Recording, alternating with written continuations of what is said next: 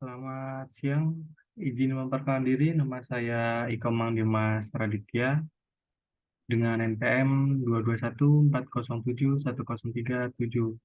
Jadi di sini saya akan menjelaskan presentasi tentang sistem pelumasan pada mesin motor dan juga mesin mobil. Jadi tanpa berlama-lama lagi, kita langsung saja ke slide yang pertama. Jadi di slide yang pertama yaitu tentang pelumasan mesin. Apa itu pelumasan mesin? Pelumasan adalah bahan kimia yang biasanya berupa cairan yang dapat diaplikasikan di antara dua benda bergerak atau mengurangi gaya gesek atau mengurangi kehausan pada benda logam yang saling bergesek. Zat ini bagian dari distilat minyak bumi dengan suhu di antara 105 sampai 135 derajat Celcius. Pelumasan dapat berfungsi sebagai lapisan pelindung yang memisahkan dua permukaan kontak. Pada umumnya, pelumasan terdiri dari 90% base oil dan 10% adiktif. Salah satu penggunaan pelumas yang sering kita jumpai biasanya itu adalah oli motor yang digunakan dalam mesin pembakaran dalam. Selanjutnya kita akan lanjut ke slide yang kedua, yaitu adalah mengenal viskositas oli. Apa itu viskositas oli? Jadi, viskositas oli adalah nilai kekentalan oli. Nilai yang digunakan di dalamnya berdasarkan angka. Jadi semakin besar angkanya, maka tingkat kekentalannya juga semakin tinggi. Lalu ada kekentalan tetap. Kekentalan tetap atau single grade adalah oli yang memiliki nilai kekentalan yang tetap.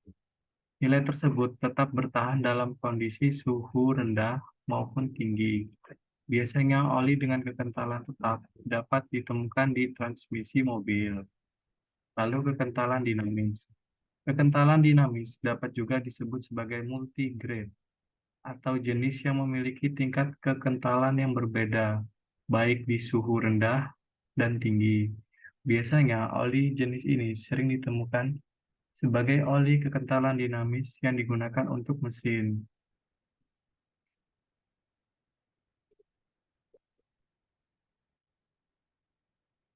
Jadi selanjutnya yaitu adalah cara membaca viskositas oli. Jadi tingkat viskositas dari oli dapat ditentukan dari spesifikasi mesin. Tingkat kekentalan ini disebut juga dengan istilah SAE atau SAE atau biasanya panjangannya Society of Automotive Engineers. Contoh penggunaan SAE ini bisa Anda lihat langsung pada kemasan oli. Jadi contohnya di gambar ini pada kemasan oli ini seperti ini. 10W strip 40.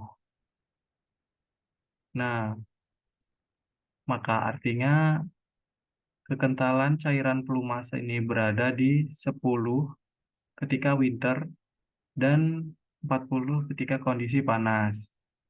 Jadi kekentalan itu berbeda seperti contohnya ini di oli mesin Cell Advance ini 15W strip 40 yang berarti di angka 15 itu adalah tingkat kedinginannya dan maksimum ke tingkat atau kondisi panasnya itu di 40 di angka 40. Nah, dari penjelasan tersebut Anda bisa berpikir mana yang lebih baik, oli yang kental atau yang encer. Tentu saja jawabannya adalah tergantung tergantung. Jadi tergantung ini adalah tergantung dari kebutuhan mobil yang Anda pakai atau yang kalian pakai, mau baik mobil ataupun motor.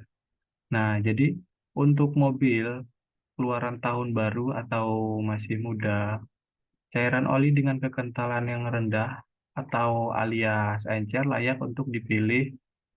Alasannya adalah gesekan pada komponen mesin masih terbilang rendah. Hal ini membuat oli encer pun mampu menjadi pelumas yang baik untuk seluruh bagian mesin. Nah, sebaliknya, mobil keluaran tahun tua atau yang sudah lama beroperasi, sudah sudah tahun-tahunan lah biasanya. Itu cocok menggunakan oli dengan tingkat kekentalan yang tinggi. Tujuan untuk memberikan pelumasan yang baik ketika komponen mesin sudah jauh lebih renggang akibat pemakaian terus-menerus. Nah, itu dia jadi cara apa membedakan oli yang harus kita pakai pada motor kita atau pada mobil kita itu bisa kita lihat dari tulisan yang ada di oli. Jadi tergantung pada kapasitas mesin kalian masing-masing, kita harus menggunakannya seperti apa. Lalu, kenapa mesin perlu sistem pelumas? Nah, jadi kita sering bertanya-tanya kan, apa sih gunanya sistem pelumas? Malah kadang sih ada orang yang berpikir bahwa tidak perlu namanya sistem pelumas. Nah, jadi di sini saya akan menjelaskan tentang keperluan pelumasan pada sistem mesin. Jadi yang pertama adalah untuk pelumasan. Nah, oli mesin melumasi permukaan kontak dengan membentuk film yang mencegah kontak langsung antara permukaan logam dan membatasi keausan. Nah, lalu yang kedua itu untuk pendingin. Pembakaran menghasilkan panas dan bagian-bagian mesin menjadi panas. Ini menyebabkan suku cadang ini cepat haus dan jika suhunya diturunkan, mesin akan mati. Nah, makanya mesin itu perlu pelumasan. Untuk segel, jadi oli mesin membentuk lapisan antara piston dan silinder untuk mencegah kebocoran udara terkompresi yang akan terjepit di sekitar piston dan masuk ke bak mesin yang menyebabkan hilangnya tenaga. Jadi oli mesin ini juga berperan sebagai kompresi agar kompresi saat pembakaran itu tidak bocor dan mengurangi tenaga dari mesin tersebut. Untuk pembersih, jadi pelumasan juga itu berfungsi untuk pembersih, yaitu kotoran yang mengendap di bagian-bagian mesin sebagai partikel logam akibat gesekan antara yang saling bersentuhan. Hal ini meningkatkan gesekan yang menyumbat saluran oli serta membersihkan kotoran untuk mencegah kotoran menumpuk di dalam mesin. Nah, lalu yang kelima itu untuk menyerap tekanan mesin. Nah, oli mesin menyerap untuk mengurangi tekanan dengan bekerja pada bagian yang dilumasi untuk mencegah bagian menjadi tajam dan gosong. Lalu selanjutnya, masalah yang akan terjadi bila kita jarang atau tidak pernah mengganti oli pada kendaraan. Nah, ini biasanya kan bagi orang-orang yang males mengganti oli, khususnya sih biasanya woman-woman itu, cewek-cewek kan, yang tidak terlalu memikirkan pentingnya ganti oli daripada ganti oli mending beli skincare kan. Jadi yang pertama itu penyebab apa? Masalahnya biasanya mesin kepanasan atau overheat. Jadi mesin itu bisa kepanasan karena tidak ada sistem pendinginan dari oli yang memutar memutar cairan itu menjadi dingin. Lalu yang kedua itu menurunnya kinerja mesin. Karena kenapa? Karena kan kalau tidak adanya oli, jadi besi besi dan di mesin itu dapat mengalami gesekan. Nah, gesekan itu akan menyebabkan semakin menipisnya atau melonggarnya dari piston itu. Jadi kompresi itu tidak terjadi dengan sempurna. Lalu pemborosan BBM. Nah, pemborosan BBM ini itu kan karena tidak adanya pelumasan dan di silinder atau di blok itu terjadi celah, jadi membuat bahan bakar dan udara itu terbuang percuma tanpa terjadinya ledakan. Nah, lalu komponen mesin lain ikut rusak. Kenapa demikian? Karena dari yang kita tahu, pelumasan itu dapat juga sebagai pendingin atau pelumas. Nah, jika tidak ada pelumasan khususnya oli ini, mesin akan bisa rusak karena tidak ada yang bisa melumasi. Nah, harga jual lebih murah. Kenapa demikian? Karena mesin yang pelumasannya buruk, lama-kelamaan tenaganya akan berkurang dan itu mempengaruhi harga jual dari motor tersebut atau mobil tersebut. Lalu kita masuk ke yang pertama yaitu pelumasan pada motor. Jadi pelumasan pada motor itu ada 2 tak dan 4 tak. Nah, 2 tak itu sendiri adalah mesin 2 tak adalah mesin di mana untuk menghasilkan usaha atau kerja diperlukan 2 kali langkah atau sekali putaran engkol.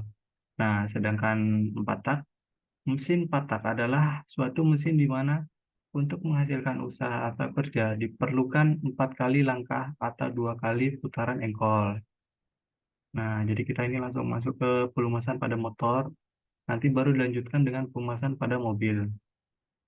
Nah, perbedaan dari pelumasan motor 4 tak dengan 2 tak. Nah, jadi saya jelaskan kembali, yaitu mesin 4 tak adalah suatu mesin di mana untuk menghasilkan usaha atau kerja diperlukan 4 kali langkah atau 2 kali putaran engkol. Sedangkan mesin 2 tak adalah mesin di mana untuk menghasilkan usaha atau kerja diperlukan 2 kali langkah atau sekali putaran engkol. Nah, pada mesin 2 tak, sistem pelumasan menggunakan oli samping dan oli mesin. Jadi di motor 2 tak itu menggunakan 2 pelumasan, yaitu pelumasan oli samping dan juga pelumasan di oli mesin. Nah, di sini oli mesin berfungsi untuk melumasi dinding-dinding silinder. Jadi oli samping itu berfungsi untuk melumasi dinding-dinding silinder, sedangkan oli mesinnya berfungsi sebagai melumasi bagian transmisi dan poros transmisi, blok mesin, dan lain-lain. Jadi, oli mesin itu hanya berfungsi sebagai pelumasan di transmisi dan di blok mesin biasanya. Nah, pada mesin 2 tak, oli samping digunakan pula sebagai bahan bakar yang nantinya akan bercampur dengan bensin dan udara.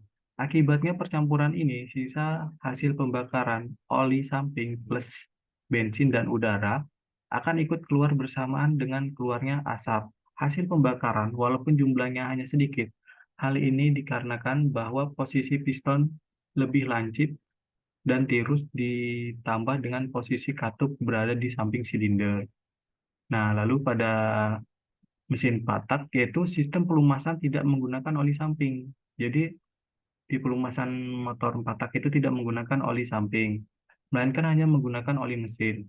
Di sini oli mesin berfungsi untuk melumasi dinding silinder, blok mesin, bagian-bagian transmisi, dan semua elemen-elemen yang ada di dalam mesin. Jadi di motor 4 tak itu, oli mesin itu sangat berperan penting untuk sistem pelumasan di mesin 4 tak.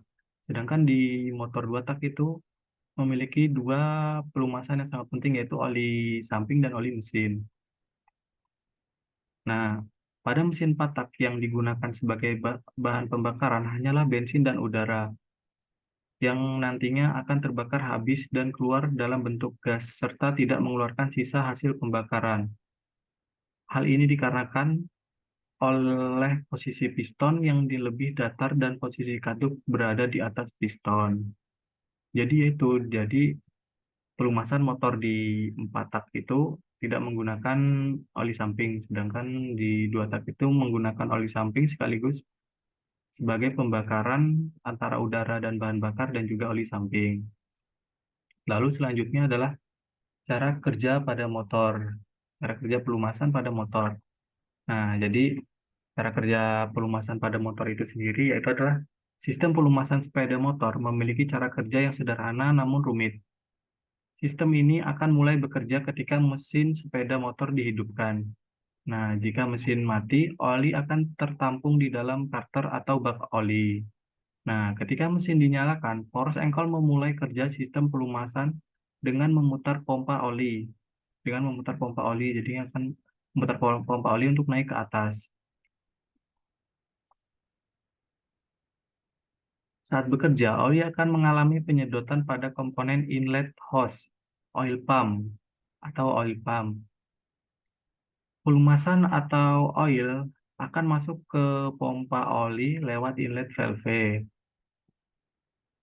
Nah, dari inlet valve itu, penekanan pelumasan oleh pompa akan terjadi di sisi lainnya. Nah, pelumasan atau oli yang sudah memiliki tekanan mengalir lewat jalur oli menuju filter oli.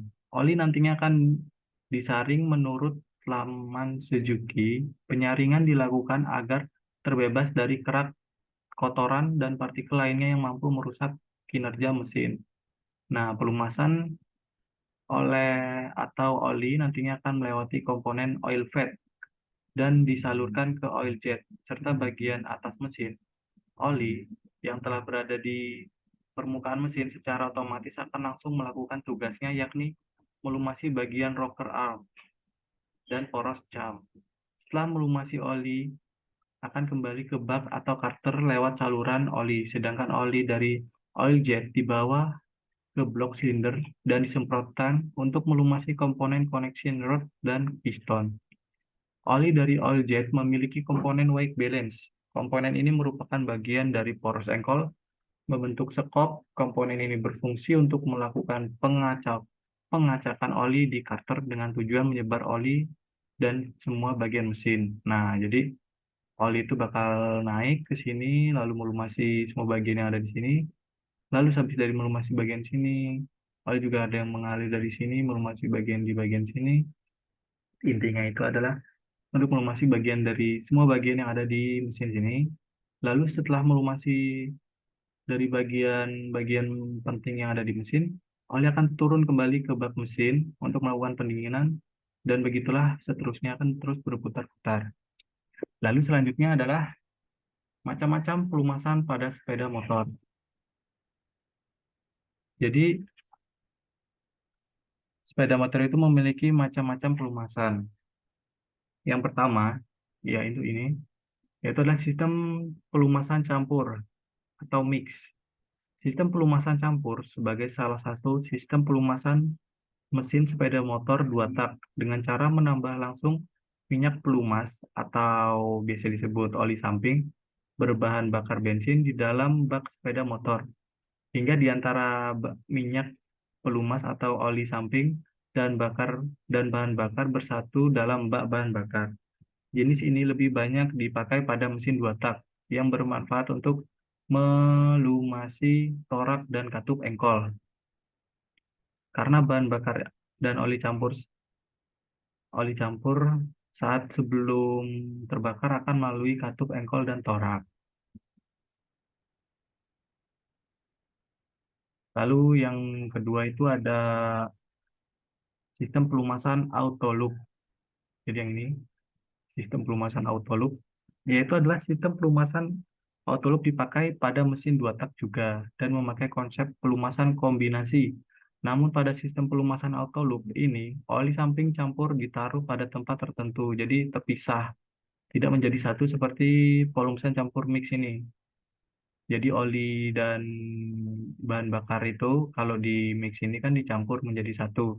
Nah, sedangkan di pelumasan autolop ini terpisah dia tempatnya. Di sini tempat oli samping dan di sini di bahan bakar. Ya, nah ya jadi kita lanjut yang nanti oli akan masuk ke ruang engkol karena dipompa oleh pompa oli. Jumlah oli campur yang masuk ke ruang engkol diikuti perputaran mesin dan pembukaan katup masuk atau rate valve. Nah, lalu yang ketiga itu ada sistem pelumasan racik. Jadi sistem pelumasan racik adalah sistem pelumasan yang diterapkan pada mesin sepeda motor 4 tak. Nah, jadi pelumasan racik ini biasanya di motor 4 tak yang memanfaatkan pergerakan dari sisi bergerak seperti katup engkol untuk memercikan minyak pelumas ke beberapa bagian yang membutuhkan pelumasan, seperti di blok silinder ini. Nah, misalnya pada katup engkol berputar-putar, sekalian memercikan minyak pelumas yang bermanfaat untuk melumasi dinding silinder. Jenis ini kerap dipakai pada mesin dengan katup samping atau seat valve, contohnya kompresor udara dan kemampuan kecil. Lalu yang selanjutnya itu ada sistem pelumasan dengan model tekan. Jadi sistem pelumasan dengan model tekan ini adalah memiliki cara kerja. Sistem pelumasan model tekan adalah minyak pelumas yang ada pada karter mesin disedot dan didesak ke beberapa bagian yang diolesi dengan pemakaian pompa oli. Sistem pelumasan ini baik sekali untuk melumasi beberapa bagian yang pada mesin yang paling akurat atau susah dicapai. Penekanan dan saluran minyak pelumas benar-benar tergantung pada jumlah perputaran mesin. Ini karena pompa oli diputarkan oleh mesin Sistem pelumasan untuk dipakai pada jenis mesin sepeda motor 4 tak. Dan sistem ini mempunyai kelebihan pelumasan yang lebih rata dan teratur.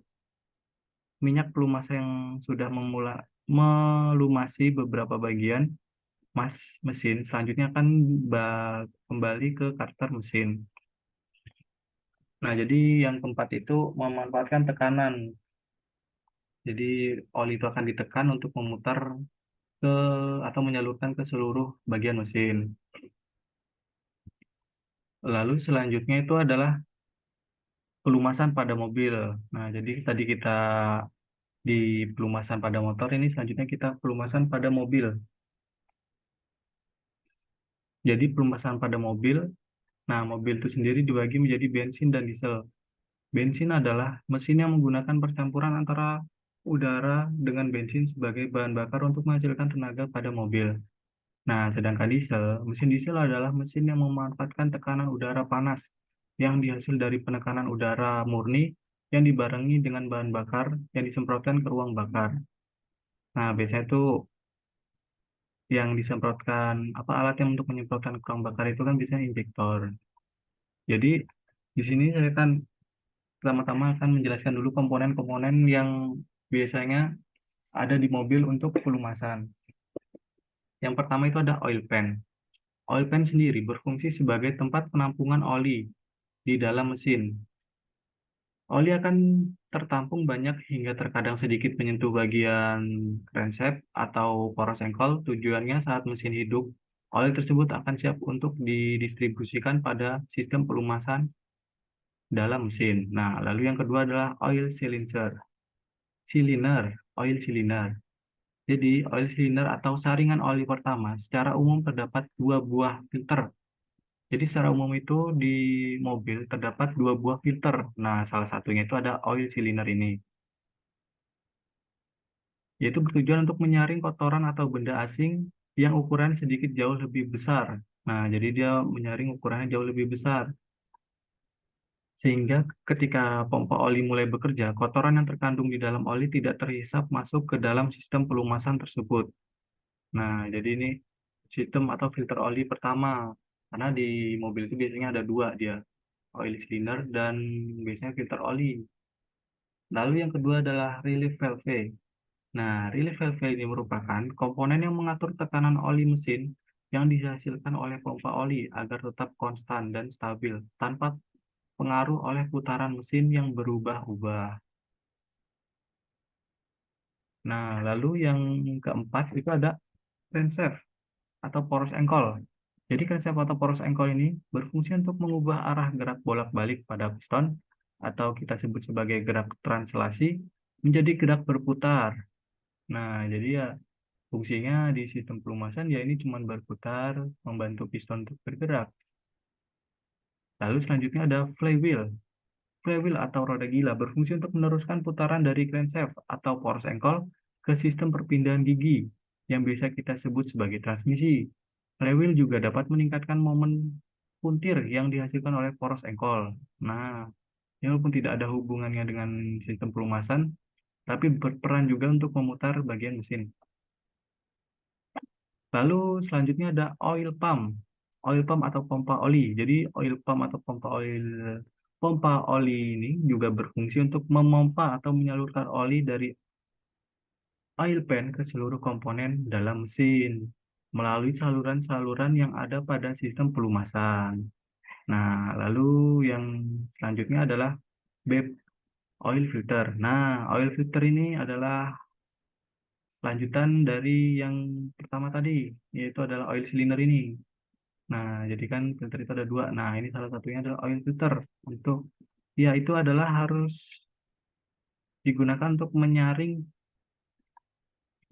kotoran dari oil cleaner ini. Jika masih ada yang lolos, akan disaring kembali oleh oil filter ini. Nah, oil filter ini harus dilakukan pergantian secara berkala sehingga dapat berfungsi membersihkan oli dengan maksimal. Nah, jadi pada mobil biasanya itu diganti dengan berkala karena kan namanya kotoran pasti walaupun sedikit pasti ada di oil filter ini. Makanya kita harus melakukan pergantian secara berkala. Biasanya kalau mobil yang sering bergerak itu melakukan pergantian di setiap 2000 kilometer. Nah, lalu yang selanjutnya adalah bypass valve. Jadi bypass valve adalah suatu katup yang mengatur aliran oli yang akan melewati filter oli dan oil filter adapter. Nah, komponen ini sangat penting dalam hal penyaringan oli sehingga oli yang didistribusikan dalam sistem ini sangatlah bersih. Nah, lalu selanjutnya itu ada batang piston atau connection rod. Jadi, batang piston atau connection rod ini adalah komponen yang menghubungkan piston dengan poros engkol. Nah, jadi ini menghubungkan piston dengan poros engkol yang tadi itu ya. Lalu ada piston. Piston adalah komponen mesin yang berfungsi berdasarkan kinerja langkah pada siklus motor bakar. Untuk lebih jelasnya, Anda dapat menontonnya mengenai kinerja motor Batak. Nah, lalu yang selanjutnya adalah ring oli. Pada piston berfungsi untuk membuat lapisan oli atau oil film yang sangat tipis pada dinding silinder sehingga dapat meminimalisir gaya gesek pada dinding silinder. Nah, jadi kan antara silinder dengan piston itu sebenarnya ada celah, ada sedikit celah, tidak tidak presisi. 100% itu tidak presisi. Nah, jadi apa agar piston itu dapat kompresinya bagus, yaitu digunakan ring oli agar ring oli ini juga tidak masuk ke dalam ruang bakar. Nah, selanjutnya itu ada crankshaft. Nah, crankshaft itu berfungsi sebagai penggerak buka tutup katup pada sistem mekanisme katup saluran oli. Dalam mesin, bagian inilah yang mendistribusikan oli ke dalam seluruh bagian mesin yang membutuhkan pelumasan. Nah, jadi di sini juga berperan sebagai mendistribusikan oli untuk ke seluruh mesin. Lalu cara kerja pelumasan pada mobil. Jadi cara kerja untuk pelumasan pada mobil yaitu adalah dalam setiap kendaraan, sistem pelumasan mobil akan bekerja setelah mesin mobil dihidupkan. Umumnya pada kondisi normal atau saat mesin belum nyala, oli atau pelumas akan ditampung di bak oli atau karter. Nah, sedangkan pada pompa oli akan memiliki pasokan pelumas yang berasal dari engkol mesin. Pompa oli yang dipakai menggunakan rotary pump. Ketika mobil dinyalakan, poros engkol akan memerintahkan sistem pelumasan untuk bekerja dengan cara memutar bagian pompa oli. Proses ini akan menyebabkan adanya penyedotan yang terjadi pada komponen inlet hose atau inlet hose oil pump. Nah, pelumasan akan masuk pada bagian pompa oli lewat inlet valve. Setelah itu akan terjadi penekanan pelumasan yang dilakukan pompa pada bagian sisi lainnya. Pelumasan atau oli yang sudah memiliki tekanan akan mengalir melalui jalur oli menuju bagian filter oli. Dalam komponen ini, oli akan difilter melalui proses penyaringan yang dari berbagai partikel kerak atau kotoran. Pelumasan yang sudah disaring dan bersih akan melewati bagian oil vat, lalu disalurkan ke oil jet yang berada di bagian atas mesin. Oli yang telah berada di permukaan mesin akan langsung bekerja, yaitu melumasi bagian rocker, arm, atau poros cam. Setelah bekerja, pelumas tersebut akan kembali ke bak atau karter melalui saluran oli pada bagian lain. Oli yang berasal dari oil jet pada bagian bawah blok silinder akan dikeluarkan dengan cara disemprotkan. Lalu oli untuk pelumasan ini akan bekerja untuk melumasi bagian komponen connection rod dan piston. Seluruh bagian perputaran pelumasan akan dibantu dengan adanya komponen white balance. Komponen ini merupakan bagian dari poros engkol yang berbentuk menyerupai sekop. Komponen ini memiliki tugas untuk mengobrak-abrik oli yang berada di karter atau bak oli saat poros engkol berputar. Hal inilah yang akan membuat oli menyebar ke seluruh bagian mesin. Nah, jadi begitulah cara kerja pelumasan pada mobil. Lalu kita ke dapat simpulkan dari presentasi yang saya jelaskan di atas bahwa dalam dunia permesinan kita tidak bisa lepas dari pelumasan. Pelumasan sangat berperan penting di dalam mesin karena dapat membantu mengurangi gaya gesek yang ditimbulkan dari besi yang saling bergesek dan mampu membuat mesin kita lebih tahan lama dalam pemakaiannya dibandingkan dengan mesin yang tidak memakai pelumas. Jadi digarisbawahi bahwa mesin itu sangat penting jika memakai pelumasan. Jadi pelumasan itu sangat penting ya. Jangan sampai kita lupa untuk mengganti oli, mengganti pelumasan yang ada di mesin karena itu sangat berperan penting di dalam mesin. Baiklah, itulah sekian presentasi yang dapat saya sampaikan di hari ini. Bila ada kurang lebihnya saya mohon maaf. Saya izin undur diri. Saya ucapkan terima kasih atas perhatiannya. Bye-bye dan selamat siang.